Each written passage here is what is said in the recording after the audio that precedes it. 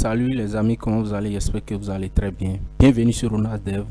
Nous poursuivons notre formation CSS. Aujourd'hui, nous allons parler des pseudo-éléments.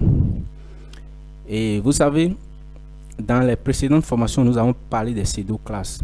Les pseudo-classes, la vidéo est encore là.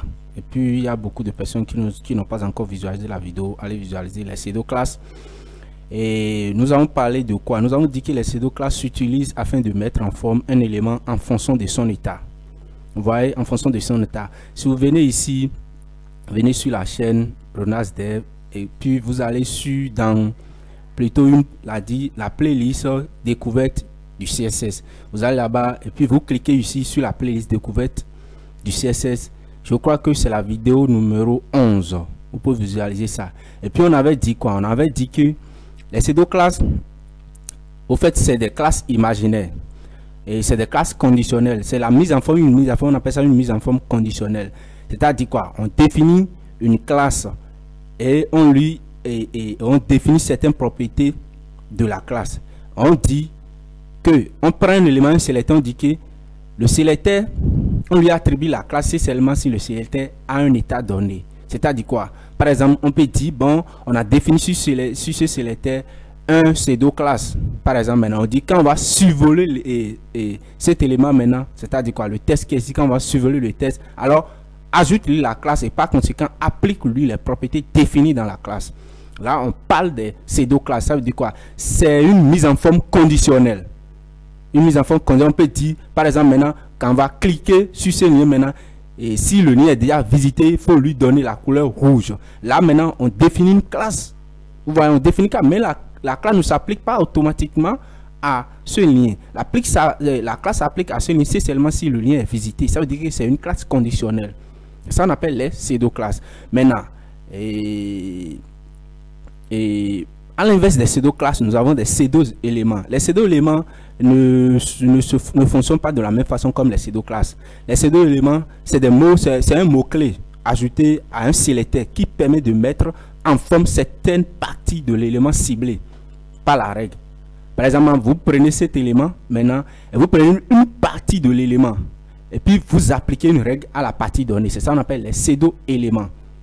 Voilà, non? C'est une partie. Vous pouvez créer un élément virtuel à cet élément et vous lui appliquez une certaine règle donnée que l'élément va prendre. C'est différent des pseudo-classes. Maintenant, si vous venez tout sur MDN, c'est-à-dire quoi? Développer.mozilla.org et la version française, vous venez ici et puis vous tapez les pseudo-éléments, vous allez voir. Maintenant, il y a plusieurs types de pseudo-éléments. Quand on vient ici, les pseudo-éléments, nous avons des pseudo-éléments after, nous avons des pseudo-éléments backdrop, nous avons les before, nous avons les queue, nous avons first letter, first line, grammar error, maker, path, placeholder, selection, slotted, ainsi de suite, ainsi de suite. Bien sûr qu'on ne veut pas voir tout aujourd'hui parce qu'il y a même des pseudo-éléments ici que moi je n'ai jamais utilisé. Ça dépend de votre besoin. L'essentiel est que vous connaissez, vous sachiez comment ça fonctionne. Et si vous savez déjà comment 1 ou 2, 3 fonctionnent, vous pouvez utiliser les autres facilement. Donc je vais m'accentuer sur les pseudo-éléments que nous utilisons très fréquemment. Voilà, très fréquemment. C'est ceux que nous utilisons très fréquemment. Je vais m'accentuer sur ça et puis vous expliquer ça. Prenons par exemple ceci, ce qui est en haut ici, le after. Comment d'abord on note les pseudo-éléments? Pour faire ce truc là, pour pouvoir travailler ici, j'ai créé simplement, bon, j'ai fait une mise en forme, j'ai créé une structure ici, et puis j'ai donné un nom, index.html, et c'est juste quelque chose, bon, vous savez, c'est une page ordinaire HTML, et puis j'ai mis maintenant ici des listes, c'est-à-dire quoi? Liste non ordonnée. Il y a la balai UL, et puis il y a LI, acheter du lait, promener le chien, ainsi de suite. Donc, j'ai créé juste une liste non ordonnée ici sur la page. C'est tout ce que j'ai fait. Voilà la page, si j'actualise, voilà ce que ça donne. Simple. Vous avez acheté tout ça, c'est des listes ordonnées. Maintenant, c'est ce que j'ai mis. Vous pouvez mettre ça exactement là. Et puis, je vais utiliser ça pour travailler. Après, j'ai créé maintenant feuille de style. J'ai lié la feuille de style ici en utilisant style et link, style sheet. Et voici ça. Si vous venez ici maintenant, et j'ai dit ce que je vais faire simplement ici. Et je vais dire que je vais mettre ici. Bon, je vais laisser ça comme ça pour travailler. Maintenant, pour faire les pseudo-éléments, qu'est-ce qu'on fait? Vous prenez simplement, comment utiliser les pseudo-éléments? Vous prenez le sélecteur. c'est-à-dire le sélecteur que vous voulez, que ce soit un div, que ce soit en tout cas un paragraphe, ainsi vous prenez le sélecteur, vous mettez 2 points. Vous mettez maintenant le nom de ces 2 éléments que vous voulez utiliser. Par exemple, si c'est after maintenant, donc je prends le sélecteur maintenant, je mets 2 points, 2 points, je fais after. Et j'applique maintenant la propriété que je veux, c'est-à-dire quoi? Et les valeurs des propriétés que je veux, la mise en forme que je veux. Voilà, non? Prenons par exemple ici, je prends ça, je viens ici. Je prends les listes qui sont ici. Les listes non ordonnées, je prends les LI. Je dis maintenant, le sélecteur c'est, je dis, il prend les LI. Et si je mets after, ça veut dire quoi? Si vous venez ici, parmi les pseudo, nous avons after. Prenons le after. After, simplement, qu'est-ce que ça permet de faire? Ça permet de créer un pseudo-élément qui sera le dernier enfant de l'élément sélectionné. Vous voyez? Et qui sera le dernier enfant de l'élément sélectionné. Ça veut dire quoi? Si vous prenez ceci, LI qui est ici, et nous disons after, LI, ça veut dire quoi? Les propriétés que nous voulons appliquer ici seront appliquées après le LI, tous les LI, parce que nous allons sélectionner tous les LI ici. Ça veut dire quoi? La propriété la mise en forme que nous allons définir ici sera appliquée maintenant après les LI. On a dit after, après. C'est pour ça qu'on dit que ça va créer un pseudo-élément qui sera le dernier enfant de l'élément sélectionné. Ici, l'élément sélectionné, ou bien les éléments sélectionnés, sont les LI. Maintenant, le pseudo-élément qu'on va créer ici, comment on crée le pseudo-élément? Quand on met le after, ça s'accompagne toujours, ou bien souvent, avec une propriété qu'on appelle content, qui veut dire contenu. Vous mettez ici content. Vous mettez 2 points. Parce qu'on veut créer un pseudo-élément. Quand on dit dans le pseudo-élément, nous avons quoi? Nous avons élément. Élément qui veut dire on veut créer un élément donné. Vous voyez, c'est la différence par rapport à ces 2 classes-là. Ces 2 classes, on crée une classe imaginaire qui s'applique selon certaines conditions données. Lorsque l'élément prend un état donné. Mais ici, maintenant, on prend l'élément. Maintenant, on veut créer un élément virtuel au lieu de créer une classe virtuelle. Vous voyez? Maintenant, et quand on met content, ce qu'on veut, après là, on met ça. Par exemple, je mets content ici et puis je dis, par exemple, ceci est un élément. Je mets est un élément. Je sais que le mot est très long, mais je vais faire ça comme ça. Je dis ceci est un élément. Voilà, non? Et si je viens ici, on va voir ce que ça va mettre. Vous voyez? Après tous les trucs à ça, mais ceci est un élément. Je viens ici, il y a problème d'encodage. Donc, s'il y a problème de vous savez comment faire avec le nôtre part. Vous venez ici, vous venez dans l'onglet encoding. Et vous cliquez sur, ici, pas de vous, c'est sur ANSI. Donc, vous cliquez sur ITF8. Parce que nous avons mis ITF8 ici. Et puis, si vous cliquez ça, vous mettez comme ça, vous actualisez. Paf, ça ne devrait pas avoir ce problème-là. Je viens encoding. Oui, je sélectionne ici. Et puis, je viens ici, simplement, j'actualise. Bon, je crois que ça devrait marcher. On met ici UTF-8, ça va marcher. Ici, on vient ici, puis je mets ceci est un. Ok, en tout cas, c'est pas un problème. On ne va pas s'attarder sur ça. Je vais enlever ceci, je mets et d'abord. On continue. Pour être un peu rapide. Ok, voilà. Donc, j'ai mis content. Ça veut dire quoi? Après chaque LI, mais ceci est un élément. Je vais mettre espace ici pour que vous puissiez voir ce que je suis en train de dire. Voilà. Donc je mets espace ici un peu. Bon, c'est vrai que ça n'a pas agi trop sur ça. On s'en fout. Maintenant, voilà ce que ça met. Ceci est un élément. Ceci est un élément. Ceci est un. Ceci. Partout. Vous voyez, partout.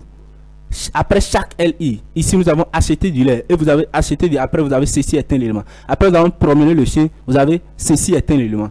Vous voyez? Donc, vous avez créé l'élément après le LI. Parce qu'on a mis after. Vous voyez, non? On a mis after. Si je viens ici, j'applique une autre propriété. Maintenant, je peux dire font weight. Je peux dire maintenant font weight. Maintenant, pour appliquer le poids, et puis je dis bold. Pour dire que je veux que ça soit gras. Donc, je mets bold. Je viens, j'actualise. Vous allez vous. Donc, il y a la différence maintenant. Tout ce qui est ici est beau, tout ce qui est ici est. Donc voilà, je peux mettre couleur. Donc je mets couleur par exemple maintenant 2 points red. Là je vais faire la différence quoi. C'est pour ça que je suis en train de. Donc voilà les éléments que j'ai créés maintenant après chaque LI. C'est comme ça les pseudo éléments fonctionnent. Voilà le after. Vous pouvez mettre définir tout ce que presque tout ce que vous voulez là. Voilà, non, définir presque tout ce que vous voulez là. Donc le content simplement permet d'ajouter du contenu cosmétique à un élément. Voilà, non. Pas défaut, vous voyez, pas défaut. Ce contenu est de type inline. Voilà, non, il est de type inline. C'est pour ça, quand on met ceci LI et puis after, on met ceci, ça se place sur la même ligne que notre LI, nos LI. Ça veut dire que c'est inline par défaut. Si vous voulez que ça ne soit pas en ligne, vous pouvez mettre display block et ça va passer maintenant. Et ça va sauter, ça va faire saut de ligne pour aller en. Mais par défaut, c'est inline. Voilà un ces deux éléments que nous avons créé avec le after très rapidement. C'est très simple à utiliser. Il suffit simplement de comprendre comment ça s'utilise. Voilà, non. Maintenant, on peut utiliser before. Quand on met before ici, before, ça veut dire qu'on a dit avant les LI, il faut appliquer ces deux éléments. Et ça s'utilise toujours avec ce contenu. Comme j'ai déjà mis du couleur ici, bon, je vais effacer l'espace là. Donc, on met content, vous mettez ce que vous voulez, et puis, paf. Vous voyez, avant chaque LI, nous avons toujours ceci est un élément, c'est avant de voir les LI. Voilà ici le before et puis le after. Voilà, parce que quand on a ici before et after, après on a before ici. Voilà, non? Voilà comment ça s'obtient. Le problème, c'est que ces deux éléments ne s'appliquent pas aux éléments remplacés, tels que les images maintenant. Voilà, vous ne pouvez pas sélectionner l'image ici maintenant et mettre before IMG. Et vous pouvez mettre par exemple ici, vous ne pouvez pas mettre IMG before tout ça, ça ne va pas fonctionner. Voilà, non, ça ne s'applique pas aux éléments remplacés comme ça. Ou bien vous mettez par exemple BR. Vous savez que BR maintenant c'est pour dire aller à la ligne et vous mettez BR et puis vous foutez les trucs dedans, ça ne va pas marcher. Voilà, non, donc ça s'obtient avec le LI maintenant, c'est bon. C'est un élément à qui on peut appliquer quelque chose qui va fonctionner. Voilà, donc je vous ai montré after, je vous ai montré before. Maintenant après aussi, bon, on peut voir encore le before, vous savez ce que ça fait déjà. Ça crée simplement ces deux éléments qui sera le premier enfant de l'élément ciblé pour ajouter du contenu. Vous voyez, non, le premier élément. Et puis on utilise chaque fois before pour de l'esthétique. Par exemple maintenant, les liens qui sont ici maintenant, les points là, je peux changer les points pour dire que bon, c'est pas ce genre de choses. Moi, j'enlève le point maintenant, je place autre chose ici comme de l'esthétique quoi. Vous voyez, ou bien je place une image là et on voit l'image avant ceci. Exactement. Vous voyez, non, je peux utiliser ça de cette manière. Bien sûr, à la fin, je vais vous montrer un exemple très concret. Après aussi, bon, on peut venir ici. Il y a par exemple le first letter et le first line. Vous savez ce que ça veut dire. Si par exemple maintenant, on vient ici, on a dit le first letter. Donc, on vient ici par exemple, et puis on va essayer de mettre un paragraphe ici par exemple. On met un paragraphe là, un P. Et puis, bon, on essaie de mettre quelque chose quand même. Je vais copier exactement ce qu'il y a ici. Le lait est de temps en temps là. Je copie ça ici. Et puis, je copie. Paf. Et je viens ici. Bon, je vais essayer d'aller à la ligne ici. Et puis, je copie. Voilà ce que je mets ici. Je mets P. Voilà, j'ai un paragraphe. Si je viens ici, bon, rien d'extraordinaire. Voilà le paragraphe. C'est vrai que c'est pas un paragraphe aussi, truc ça. Donc, je vais mettre, par exemple, ici, maintenant, je vais mettre BR pour aller à la ligne ici. Donc, j'enlève le slash qui est ici. Paf, j'actualise. Voilà le paragraphe que j'ai. Donc, je peux lui appliquer le pseudo-élément first letter qui est ici. First letter. Vous savez déjà ce que first letter veut dire. Si je mets paragraphe, je mets deux points. Donc, je mets first. Et puis first, je mets dash letter. Maintenant, si je mets first letter, je peux dire, quand je dis first letter, ça permet de dire quoi? Ça permet de sélectionner simplement la première lettre de la première ligne d'un bloc. Voilà, non? La première lettre de la première ligne d'un bloc. Ici maintenant, la première ligne, c'est ce que je suis en train de dire simplement, vous comprenez. Quand on prend la première ligne de bloc P, c'est un bloc. P, c'est un bloc. On prend ça maintenant, on prend la première lettre plutôt de la première ligne. On prend la première lettre de la première. Donc, par contre, ce qui est ici, c'est le A qui est ici. Je vais essayer de mettre le A en minuscule pour montrer ce que je fais. Donc, le A en minuscule. Supposons que je mets le A en minuscule ici. C'est en minuscule ici. Et puis, je dis, prends le P qui est ici. Et puis, je crée ces deux éléments. First letter. Je dis, first letter, ça veut dire que le A qui est ici, c'est ça, il va se et il dit, il y a une propriété qu'on utilise, test transform. Et ça, je ne sais pas si vous connaissez, test transform. Ceux qui n'ont pas encore vu là où j'ai parlé des des trucs là, des tests à le visualiser. Donc je mets test transform. Et puis cette propriété, ça permet de transformer et le test. Si c'était en minuscule, ça va mettre en majuscule. Si c'était en majuscule, ça va mettre tout ça là. Donc je vais mettre ça en majuscule. Pour mettre ça en majuscule, on met quoi? Uppercase. On met uppercase. Donc vous mettez uppercase. Donc quand vient ici on actualise, paf, ça devient majuscule. Voilà, non? Ça devient majuscule. Je peux dire uppercase, transforme ceci et je mets ça en gras. Donc je mets font weight. Font weight, comme ça. Donc je mets font weight. Je peux mettre, bon, je dis 700 pixels. Vous connaissez déjà ça. Comment on met aussi un truc là. Donc je dis ça. Et puis je mets 700 pixels ou bien je mets ici simplement. Et je mets 700 plutôt et non 700 pixels. Ça n'a pas de truc là. 700. Donc, paf. Donc c'est 700 là. Et puis peut-être je dis color. Donc tout ce que je suis en train de faire va s'appliquer. Je mets green. Va s'appliquer simplement à la première lettre de première ligne de l'élément sélectionné. Donc ici maintenant c'est en vert. Voilà, non, c'est en vert. Si je viens ici, vous voyez, c'est vert. Donc tout ce que toutes les propriétés que j'ai définies ici seront appliquées à la première lettre de la première ligne du bloc P. Voilà, on dit first letter. Au lieu de dire first letter, il y a aussi bon, ce que je vais dire d'abord avant de passer à un autre là. Et cette propriété là, va s'appliquer simplement si la première lettre là n'est pas précédée par un quelconque autre contenu. Vous voyez, non? La première lettre ne doit pas être précédée par un autre, bon, en tout cas un quelconque autre contenu. Comme par exemple précédé d'une image, bien, bon, un table en ligne, tout ça là. Ça ne doit pas précéder de ça. Aucun signe ici. Maintenant, ça commence, le bloc doit commencer par la lettre. Et ça va fonctionner. Vous voyez, non? Ça va fonctionner. Par exemple, maintenant, au lieu de dire first letter, je peux dire first line. Il y a autre. Et vous pouvez imaginer ce que ça veut dire. First line, ça veut dire que première ligne. Ça veut dire first line. Et si je fais ça, j'actualise, vous voyez, la propriété s'applique maintenant à la première ligne de mon paragraphe. Si je viens ici, je peux et bien sûr, comment on dit, augmenter le nombre de lignes. Je peux augmenter, je m'en fous.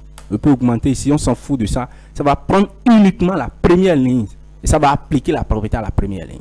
Voilà ce que fait first et line. Si vous venez ici, vous allez voir first line. C'est où? C'est ici, first line. Maintenant, et on utilise les deux points qui sont ici. Vous voyez, on met before, 2 points, after, 2 points, first letter, first line. Il y a Q, il y a backdrop, ainsi de suite. On les utilise avec 2 points, 2 points. C'est-à-dire les 2 points là 2 fois. Pour les pseudo classes, on met 2 points comme ça simplement et ça marchait. Mais pour ici maintenant, on met 2 points là 2 fois. Pourquoi on met ça? C'est pour pouvoir les différencier des pseudo classes. On fait ça simplement pour les différencier des pseudo classes. Parce que des gens, au début, des gens confondaient les pseudo classes des pseudo éléments. Donc par conséquent, on met 2 points là 2 fois. Mais maintenant, il y a les trucs qu'on voulu, la technologie, les navigateurs ont évolué maintenant. Et puis, même si vous mettez before, et puis vous mettez ceci là, un seul point comme ça, hein, et un seul 2 points comme ça, une seule fois comme ça peut fonctionner sur certaines comme par exemple Chrome, Firefox, Microsoft Edge. Il y a sur bon Internet Explorer, vous savez, bon, ce fameux Internet Explorer, ça des fois même ça crée le même problème. Donc voilà, même si on met 2 points là, une seule fois là, ça fonctionne. Voilà, non. Avant ça ne fonctionnait pas. En tout cas sur des navigateurs vieux là, ça ne va pas fonctionner. Mais des trucs qu'on a voulu maintenant, bon. Dès qu'ils ont même déjà commencé par développer le CSS 4, maintenant 4, tout ça là maintenant, donc ils ont pris en compte tous ces genres de choses et ça fonctionne. Vous voyez, ça fonctionne. Donc vous pouvez utiliser, au lieu d'utiliser, à défaut d'utiliser 2 points là 2 fois, vous pouvez utiliser une seule fois. Mais en tout cas, réservez-vous d'en abuser. Vous mieux utiliser les 2 points 2 fois là pour faire la différence entre les pseudo classes et les pseudo éléments. Donc je tenais simplement à vous informer. Et ce que je vais dire aussi, les first line là, et n'ont pas d'effet sur des éléments dont le display a une valeur de bloc. Bon, non, ce que je veux dire c'est quoi? Les first line là ont uniquement d'effet sur des éléments blocs. C'est-à-dire quoi? Des éléments dont le display a une valeur inline bloc ou bien bloc. Voilà, non? C'est-à-dire quoi? Quand on utilise first line, ça a d'effet uniquement parce que vous avez dit first line. Et si vous avez dit first line, il faudrait que l'élément ait beaucoup de lignes. Et les éléments qui ont beaucoup de... c'est des éléments blocs. Ou bien c'est des éléments inline block. C'est-à-dire des éléments dont le display est égal à bloc et display inline block. Si vous ne connaissez pas ce qu'on appelle display block, display inline block, il y a toujours la vidéo sur ça. Allez toujours dans playlist et découvrez du CSS. Et regardez dedans, vous allez trouver ça. Voilà, non? Donc, ça a d'effet simplement, il faudrait que l'élément soit un bloc d'abord. Si l'élément n'est pas un bloc, c'est inline, par exemple, maintenant, les liens, tout ça, ça n'aura pas d'effet. Parce que si vous dites inline, vous mettez first line, inline, ça simplement une seule ligne. Les éléments en ligne ont simplement une seule ligne. Voilà, ça ne s'applique pas, ça ne va pas fonctionner. Donc, on utilise ça uniquement sur des blocs. Des blocs ou bien des éléments qui sont en même temps bloc et inline. Voilà comment ça fonctionne. Aussi, il y a une autre propriété que je peux vous ajouter. Si vous venez ici maintenant, bon, j'essaie de vous montrer les propriétés qui sont utilisables parfois, qu'on utilise très souvent. Donc, il y a placeholder. Placeholder, pour vous montrer ça, ce que je vais faire. Je viens ici simplement, et je viens ici, ce que je vais faire maintenant. Bon, je crois. On dit placeholder. Je vais créer simplement, comment dire, je vais créer un formulaire ici. J'ai déjà fait une vidéo sur formulaire. Allez visualiser ça. Pour visualiser la vidéo de formulaire, vous venez ici toujours sur Ronald Steve et vous venez sur il y a comment dire, une playlist du nom de comment dire, apprendre HTML à partir du 0. Voilà, apprendre HTML à partir du 0 et vous cliquez sur playlist apprendre HTML à partir du 0 et je crois que c'est ici, c'est la vidéo 8, numéro 8, les formulaires. Et en tout cas, j'ai montré tout type de formulaire, c'est-à-dire tout ce que vous voulez. Des formulaires pour sélectionner une date, pour remplir des mots de passe, ainsi de suite, même couleur, tout ça là, c'est dedans. Donc, je mets un formulaire ici. Je suppose que vous connaissez déjà ce qu'on appelle formulaire. Donc, parce que j'ai déjà fait une vidéo sur ça, je mets un formulaire et puis je vais mettre formulaire de série de test simplement. Donc, et de test monoligne. Donc, je mets input. Donc, quand je mets input ici, et même pour je dis type c'est du test, c'est excuse-moi, j'ai vu ça. Maintenant je mets placeholder et vous savez déjà placeholder ce que ça veut dire. Donc je mets placeholder votre pseudo, je mets simplement votre pseudo. Donc si je fais ça, vous venez ici, quand on va actualiser ça maintenant, voilà ce que ça va créer. Voilà votre pseudo. Et quand on va commencer par taper pseudo là, le placeholder, c'est-à-dire quoi? Ici, ça va disparaître. Le placeholder, ça va disparaître. Maintenant, le placeholder, vous savez ce que ça signifie. C'est ça qui est ici. Ça représente le test de substitution pour un élément input ou bien l'élément test area. Maintenant, c'est la test de substitution pour permettre à la personne de savoir ce qu'il veut taper là. Maintenant, si vous venez ici, vous allez trouver qu'il y a un pseudo qu'on appelle placeholder. Placeholder, on prend le input qui est ici. Qu'est-ce que placeholder permet de faire? Je prends le input. Je mets input ici. Je mets deux points. Je mets place. C'est ça, hein? Placeholder. Placeholder. Donc, je viens ici. Placeholder. Comme ça, c'est écrit comme ça. Maintenant, ça permet simplement de personnaliser l'apparence de ce test. Du test de substitution là. C'est-à-dire le test qui est ici, votre C2. Le placeholder qui est ici permet simplement de personnaliser l'apparence. Par défaut, vous allez voir, dans la plupart des navigateurs, le test de substitution est écrit en gris clair. Gris un peu clair là. Voilà comment ça s'écrit par défaut. C'est en gris. Voilà, non. Donc, vous pouvez choisir de personnaliser ça. Au lieu que ça soit en gris, vous pouvez dire non. Par exemple, moi, je veux que ça prenne couleur. Bon, je veux que ça soit couleur, par exemple, bleu maintenant, ou bien bleu clair. Donc, je mets light blue. Donc, je mets bleu clair. Je mets light blue. Par exemple, ici, je viens, j'actualise, paf. Ça prend du bleu clair. Je ne sais pas si bleu clair là, vous voyez ça très bien. Voilà. Ou bien je mets bleu tout court. Si vous ne voyez pas le clair là. Donc, voilà ce que ça donne. Donc, ça permet de personnaliser ça. Le test de substitution là. Donc, peut-être c'est en gris et vous ne voulez pas que ça soit en gris. Donc, il faut compte tenu des couleurs que vous utilisez pour personnaliser ça avec le pseudo-élément placeholder.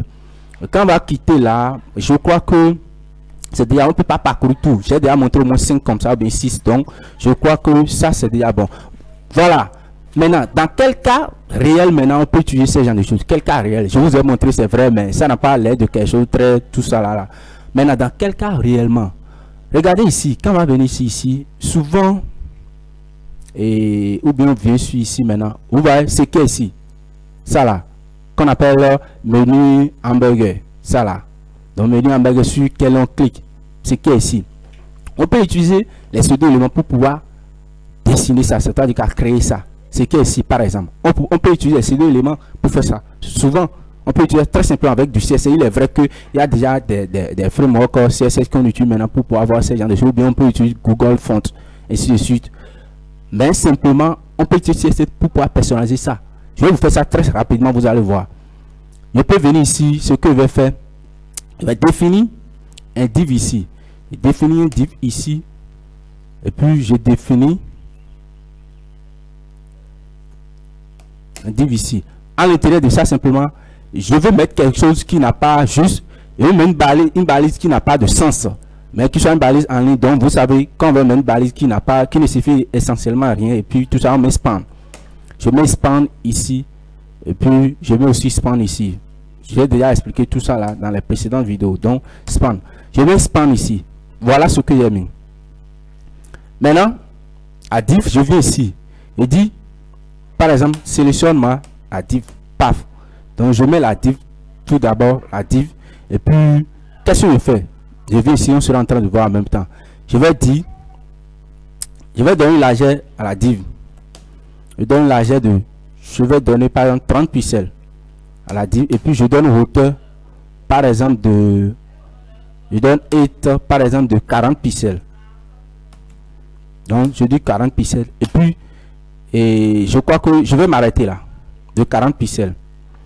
Quand je vais actualiser ça, paf, ça prend de, mais on ne voit pas ça. On s'en fout de ça pour le moment, on ne voit pas ça. Maintenant, si vous essayez de voir, moi, je peux appliquer de la bordure pour que vous puissiez voir ça. Donc, je mets border 1 pixel et solide. Et puis, je mets black. Donc, quand je fais ça, voilà ce que ça donne. Voilà. Voilà, non. Voilà ce que j'ai fait. Et c'est ici. Maintenant, qu'est-ce que je vais essayer de faire? Ici, bon, je peux mettre, au lieu de 30, 40, je mets 40. Et puis, en bas, je mets 30. Je mets 30 ici. C'est bon, je crois que c'est mieux maintenant. Voilà ce que j'obtiens. Maintenant, je prends maintenant le span qui est dans le div. Donc, je mets div span. Je mets div span. Je prends ça. Hein? Maintenant, je prends le même div maintenant avec ce span.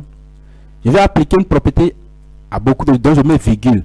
Je prends ce div maintenant. Je mets avant ce div. Donc, je mets before. Avant ça. Voilà, non? Avant ça. Et puis, je mets maintenant ceci. Pour vous expliquer d'abord ce que je vais faire, je laisse ça là comme ça. Je viens ici. J'ai dit simplement que le div là, le div qui est ici, et le span plutôt, qui est à l'intérieur du div, ça dit quoi? Ce span, je prends le span, je lui dis, je lui donne largeur UDTH 100%. 100%. Je lui donne une hauteur par exemple de 3 pixels. Je vais donner 3 pixels par exemple. Et puis, je lui donne background color. Je dis couleur de fond, je prends couleur gris. Donc, gris un peu clair là. Donc, je mets C1, C1, C1. Si je fais ça, je viens ici. Et je lui dis que, bon, je lui donne position. Et dit position absolue. Je donne position absolue. Voyez-vous, donc je donne position absolue. J'actualise. Voilà ce que j'obtiens. Maintenant, pour que je veux que ça là, j'ai mis, oui, d'été à 100%. Donc, je veux que ça prenne et 100% de ce qui est ici. Voilà, non, de la div. Et pour faire ça simplement, parce qu'il y a une div 40 pixels, donc je vais déplacer ici. Je mets position ici. Je mets position relative, par exemple. Je vais voir ce que vous voyez. Donc, quand je mets position relative, ça prend 100% du contenu. Voilà, non? Pour que ça puisse prendre 100%. Si je ne veux pas que ça prenne 100% du contenu, je mets simplement UDTH aussi là, la 40 pixels d'ici. Là, je n'ai pas besoin de mettre position relative. Vous savez, j'ai déjà fait aussi une vidéo sur le positionnement, position relative absolue, comment ça s'obtient. Donc, quand je mets position absolue ici, et je mets position relative ici, c'est le parent de ce span. Par conséquent, ce span maintenant là est positionné maintenant par rapport à son parent qui est le div. quand je mets 100%, toutes les longueurs que je vais donner ici maintenant seront des longueurs qui seront relatives à ce contenant qui est ici, c'est-à-dire ce carreau qui est ici. Voilà, non, ce rectangle plutôt qui est ici. Donc je mets ça. Voilà ce que moi j'obtiens. Maintenant, je vais créer encore exactement la même chose parce que c'est ce que moi je vais obtenir ça. Ça là, quelque chose qui sera par exemple l'apparence de ceci. Maintenant, ce que je vais faire, je vais créer quelque chose. Oh, je fais ça 3 fois. J'ai simplement une seule fois. Donc, je vais créer avant ceci quelque chose de ce genre et après ça quelque chose de ce genre pour avoir 3 fois. Donc, par conséquent, je mets virgule ici. Je mets span et puis attention. Je mets virgule ici. Je mets span. Donc, je mets span ici et puis je mets 2 points. Je mets 2 points 2 fois et mets before. Donc, avant ça. Et puis, je viens ici aussi, je mets encore virgule, je mets maintenant après ça, donc after. Voilà, donc avant ce span et après ça, je vais obtenir quelque chose du genre exactement. Quand je vais actualiser ça, ça ne va rien changer. Parce que par défaut, on dit que les éléments before, ces deux éléments before et after sont inline. Donc les deux se placent en ligne que ceci. Étant donné que les deux sont aussi relatives, sont aussi absolues par rapport à ce parent, donc ils seront placés à l'intérieur de ceci. Voilà, non, ils seront placés ici. Maintenant, qu'est-ce que je fais maintenant? Voilà ce que j'ai défini. Ce que je vais faire simplement, je vais venir ici. Et puis, je viens ici. Tout d'abord, comme j'ai mis before et after, je mets content. Je dis toujours ça s'accompagne du content. Et puis, le content, je mets 2 points. Je ne mets rien. C'est-à-dire, moi, je ne veux rien dans ce contenu-là. Je ne veux rien mettre dedans. Voilà, non, je ne veux rien mettre dedans, mais j'ai mis background dedans. Et puis, je lui ai donné une hauteur. Voilà, ça veut dire que la hauteur de ce qui est ici maintenant est de 3 pixels. Quand vous venez ici, et vous inspectez ça, vous venez dans Body.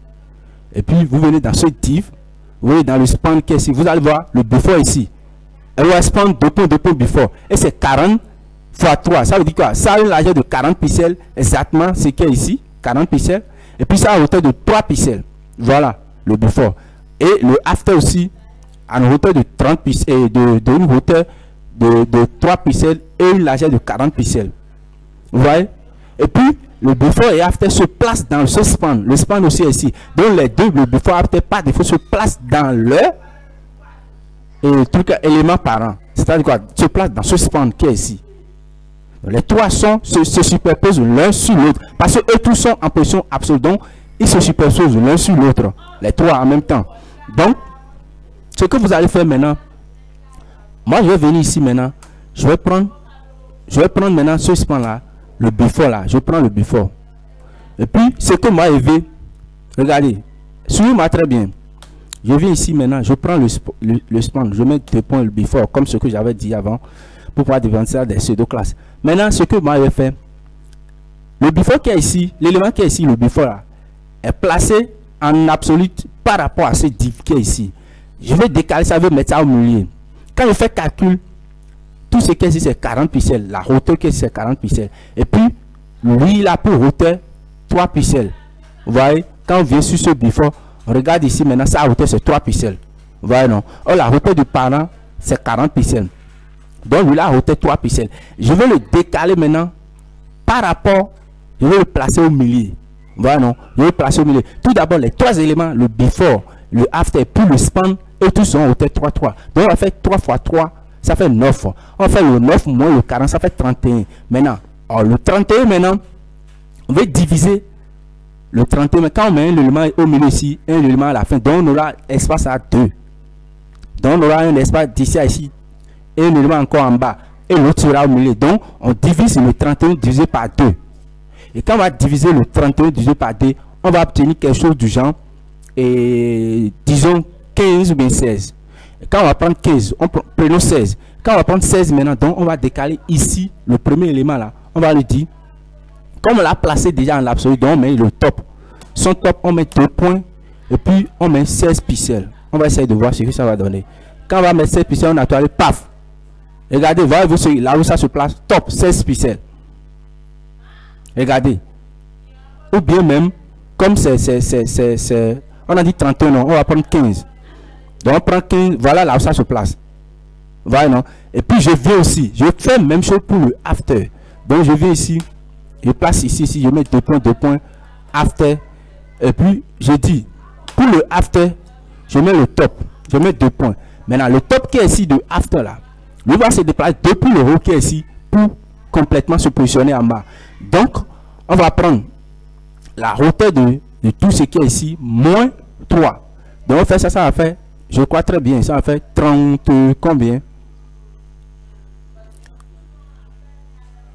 Et je viens.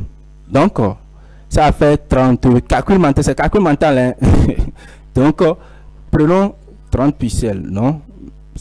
30 pixels, ça ne va pas marcher. Ok, ça sort dedans, je sais. Le calcul, nous sommes en train de faire mal le calcul. Comme on a divisé l'autre divisé par D, donc on avait 15, 15. Dans les 15, il y a 3 pixels ici qu'il faut enlever dans ces 15 là. Vous voyez, parce que le span qui est en haut ici prend de hauteur 15. Donc il faut enlever hauteur 3 pixels plutôt. Il faut enlever les 3 pixels de 15. Ça va faire à peu près 12, bien 13. Donc on va mettre 13 ici.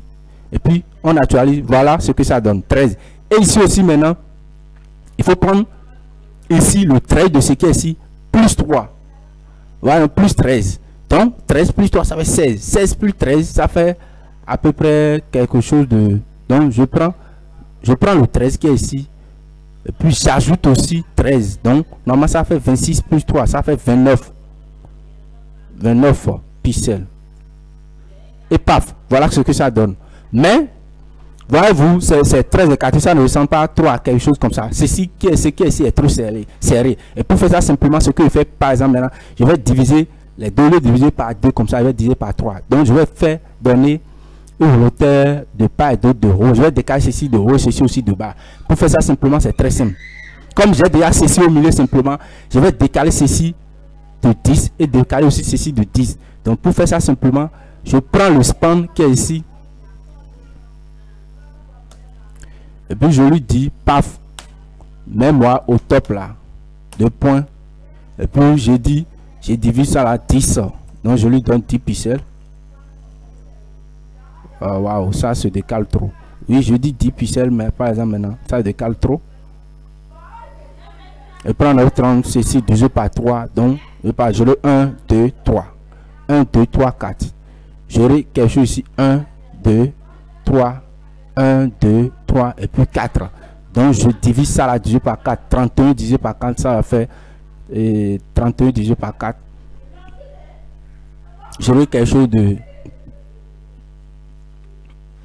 Je vais prendre 7 comme ça. Par ici, je prends 8, ça fait 32. Donc je prends 7 ici. J'ai dit positionne-toi à 7 ici. Donc c'est bon. Je mets ici à 7 ou bien à 8. Donc lui ça fait 7 plus 3. Donc lui prend 10 par exemple. Oui, c'est bon. Et ici maintenant ça prend 10 plus 7. Donc ça prend 17. Et puis non, oui, plus 3, ça fait 20.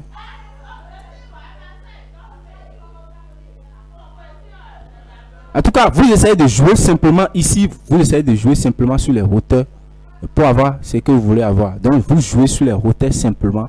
Je vais essayer de jouer sur ces hauteurs là. Voilà pourquoi le truc est en train de faire truc quand même. Je divise ça par 3. Et puis j'aurai ici 7, 10, 7, 10, 17.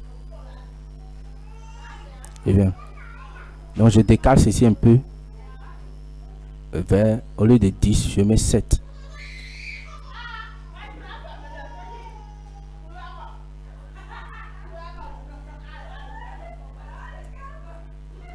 Et regardez, donc j'enlève ici maintenant, je vais maintenant, j'enlève ceci, pop d'ici, et puis ça fonctionne. J'enlève ceci, et puis ça fonctionne un peu. En tout cas, ça a l'air de quelque chose qui n'est pas mal quand même. Vous pouvez, on peut peut-être ramener ici aussi à 30, et puis paf, c'est cool. Donc j'ai essayé de faire quelque chose très rapidement pour ne pas faire truc pour que la vidéo ne soit pas longue. Donc voilà ce qui est ici et voilà ce qu'on obtient. Vous jouez sur ça, sur des longueurs, des trucs là, on peut avoir. Vous voyez, donc c'est très simple à faire. C'est très simple. Je n'avais pas fait des calculs d'avance, tout ça. C'est pour ça que je suis en train de m'embrouiller. Donc voilà comment vous pouvez faire et utiliser les CDOK là, before, after, tout ça là. Je peux vous montrer moi-même un autre exemple. L'exemple que je vais vous montrer, je prends ce qui est ici par exemple maintenant et je prends ceci. les LI, et puis je vais jouer sur eux très rapidement. On va voir ce que ça va donner. Et ce que je vais faire, je viens sur les LI. Je prends les LI, je vais effacer ça là. J'efface ça. Ce que je vais faire simplement, je prends le UL d'abord, et puis j'enlève les points qui sont ici. Pour enlever ça simplement, qu'est-ce qu'on fait? On met liste style. Donc je mets list style, on met known. C'est ça, hein? Quand on met list style known, paf, donc ça part. Donc tout ceci part, les points ça part. Et je viens ici maintenant, je reprends le UL. Et je prends les LI qui sont dedans. Et puis, qu'est-ce que je fais? Je dis les LI là, prends les LI d'abord et puis je vais les appliquer. Peut-être ce que je vais faire, les LI, je vais les appliquer couleur de fond par exemple. Donc je mets couleur de fond 2 points et puis je leur donne CCC, gris directement. Si je fais ça, ici je viens ici, j'actualise, voilà ce que ça donne. Ok. Maintenant, pour les séparer, je vais leur donner de marge. Par exemple, maintenant, je donne marge de 5 pixels, c'est-à-dire de haut à droite, tout ça là, je leur donne de marge de 5 pixels. Ça ne va rien changer pour le moment. Ok, c'est bon, ça marche. Donc, je les sépare c'est-à-dire je donne marge 5 pixels, tout ça là, et puis ça sépare les deux, et ça sépare l'un par rapport à l'autre, de part et d'autre. Je vais enlever ceci très rapidement, je vais finir avec ceci. Et puis, on vient ici. Qu'est-ce qu'on peut faire encore? Je peux leur donner de padding. Je dis padding, et puis je mets 2 points. Et puis, je vais donner padding en haut, je vais donner 15 pixels. En haut, je donne 15 pixels. Et puis, en haut, et puis à droite, je donne 0 pixels. À droite, 0 pixels. Et puis, en bas aussi, je donne 0 pixels. Et à gauche, maintenant, je donne 30 pixels. Vous savez déjà comment utiliser ce genre de choses. Donc, quand je fais ça, j'actualise, voilà ce que j'obtiens. Ou bien même, je peux donner 15 pixels de haut et de droite pour que ça soit centré. Donc, je fais ça. Paf, ok, c'est centré, ça roule. Donc, j'essaie de faire ça. Qu'est-ce que je vais faire encore? Je les donne position. Je les mets en position de point relative. Donc, je mets position relative pour pouvoir utiliser les C2 éléments before, after. Ça ne change rien. Maintenant, je viens ici maintenant. Je dis dans le UL, le LI, prend le LI maintenant et puis met 2 points. Je mets le before. Avant. Parce que je veux placer quelque chose. Ce que je vais faire là. Essayez de voir ce que je veux placer. Je veux créer un élément fictif là. Et un élément fictif plutôt ici. Vous voyez ici. C'est-à-dire, je vais placer ici before. Avant chaque LI, je veux placer un élément ici. Je vais utiliser before. Donc, je mets before et puis je fais quoi? Je l'ai dit, ce before là. Comme l'autre, ceci en position relative, je les mets maintenant en position absolue. Vous voyez? Absolute. J'avais déjà expliqué ce genre de choses, mais j'essaie encore de les expliquer. Pourquoi j'ai placé ceci en absolu? J'ai placé les parents, c'est-à-dire les LI en relative. Et quand je dis les L sont en relative, maintenant, les before qui sont en absolu seront positionnés maintenant par rapport à ces LI là. C'est-à-dire qu'ici, je leur donne de top, de left, de bottom, tout ça là. C'est top, tout ça. C'est-à-dire quoi? Ceci va prendre de repère maintenant le coin ici. Le 0,0 de ceci. Voilà, non? Le repère de ce before maintenant est ici. Parce que le parent est en est relatif. Donc, son repère, lui, est ici maintenant. Au lieu d'être ici. Voilà, c'est ici maintenant. Voilà l'exemple, c'est tout. C'est pourquoi on met l'autre en relatif, c'est ici en absolute. Maintenant, et comme j'ai mis before, tout ça, il faut utiliser content. Content, qu'est-ce que je fais dans content là? Je ne mets rien, par exemple. Je peux choisir de mettre un texte, tout ça là. Je ne mets rien. Moi, je ne mets rien. Ce que je vais vous montrer, je vais vous montrer un cas très pratique. Maintenant, je vais faire une bordure simplement. Je mets border. Donc, border, je vais détailler les trucs. Je ne vais pas utiliser ça de façon de. Je ne vais pas utiliser ça de raccourci. Maintenant, je vais faire border style. Donc, border style, si c'est solide, bien dotted ou bien dashed, donc vous précisez. Ici, je veux simplement quelque chose qui est solide. Une bordure qui est solide. Et puis, après, je mets border. Et border color par exemple maintenant. Donc je mets border color. Donc, je lui donne la couleur de bordure. Je veux couleur green. Et t'as dit quoi? Je veux que quand bien sûr ici là, on puisse sélectionner ça. Quand on sélectionne, vous voyez et la croix façon qui vient ici là pour dire c'est sélectionné là, c'est validé. Donc chaque fois quand tu viens ici, peut-être tu veux commander quelque chose, donc tu veux acheter du lait, tu valides ceci, tu valides ça, ainsi de suite. Voilà, c'est vrai qu'il n'y a pas Jagas écrit ici, mais je vais essayer de faire quelque chose très rapidement. Donc, je mets border color green. Je vais créer une bordure ici, quoi. Maintenant, après, je mets, par exemple, border, et puis, ça reste quoi? La largeur du bordure. C'est là, il faut me suivre très bien. Quand on prend une bordure, par exemple, on prend ce qui est ici, ce carreau qui est ici, maintenant, ça a 4 côtés. Le côté gauche, haut, à droite, et puis bas. Maintenant, les bordures aussi, c'est exactement la même chose. Quand vous créez des bordures, il y a les bordures sur les 4 côtés. Quand vous ne mettez rien et vous mettez simplement la largeur du bordure ici, c'est-à-dire un pixel ici, par exemple, si je mets un pixel ici, la bordure va se créer de façon ici, ici, ici, ici en même temps, parce que je n'ai pas défini. Mais je peux définir les bordures, j'avais expliqué ça lorsque j'ai parlé des bordures. Je vais définir bordure de gauche, de haut, de droite, de bas, séparément. Vous voyez, non? Je vais définir ça séparément. Donc, il y a la possibilité de faire ça. Le point, quand je ne donne pas de largeur précis à l'élément qui est ici, et son largeur est 0, par exemple, son largeur est point ici, ici, la bordure maintenant, ça fait comme ça. La bordure du haut maintenant, ça vient pointer le centre.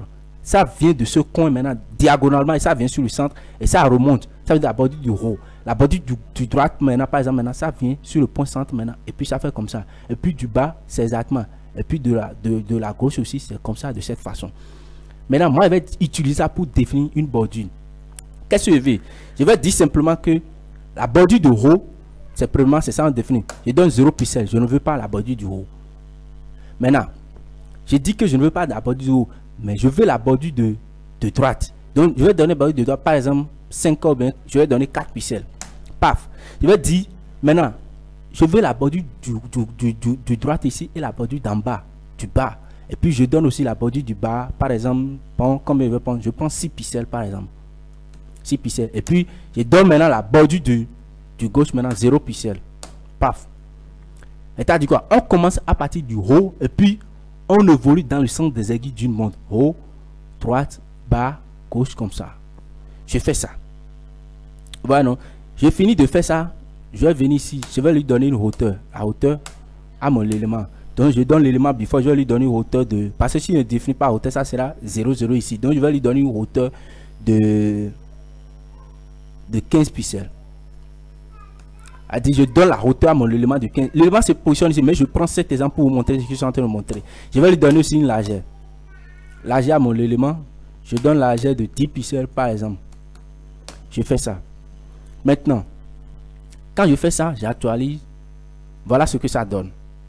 Donc, j'ai la bordure du gauche, de la droite et bien la bordure de la bas. Exactement ce que je veux. J'ai donné une bordure de la droite qui est ceci. Et puis, j'ai donné ça à hauteur 4 pixels. Voilà, c'est 4 pixels comme ça. Et j'ai donné l'autre du bas. Et puis j'ai donné du bas là, 6 pixels. Voilà, c'est pourquoi ça a plus d'épaisseur que ceci. Et puis, je ne veux pas de bordure du haut. Et puis, je ne veux pas de bordure de gauche. Voilà ce que ça donne.